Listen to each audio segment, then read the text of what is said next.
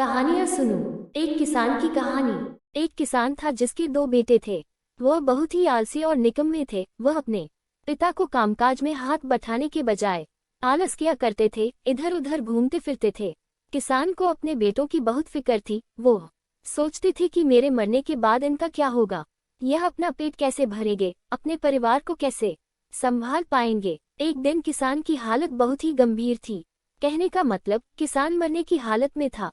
तभी किसान ने अपने दोनों बेटों को बुलाकर उनसे कहा कि हमारे खेत में एक खजाना गड़ा हुआ है, लेकिन वह किस जगह है उसकी जानकारी मुझे भी नहीं है, लेकिन खोदने बाद तुम्हें वो खजाना मिल जाएगा। इतना कहकर किसान भगवान को प्यारे हो गए।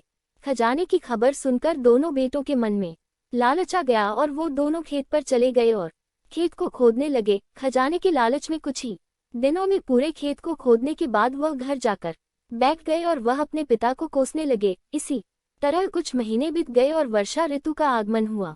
किसान के बेटों के पास पेट भरने के लिए सिर्फ एक ही जरिया था, वो है खेती। तब बाकी किसानों की तरह किसान के बेटों ने खेत में बीज बोने शुरू कर दिए। वर्षा का पानी पाकर वह बीज अंकुशित हुए और देखते ही देखते खेत लहराने लगे। ऐसा लग रहा था कि हवा के झोंके से लहरा रहा था। यह देखकर किसान के बेटे बहुत खुश हो गए। उनको समझ आ गया कि परिश्रम ही सच्चा धन होता है और वो उसी तरह से अपने पिता के शब्दों का मोल भी समझ गए और अपने कामकाज में लग गए।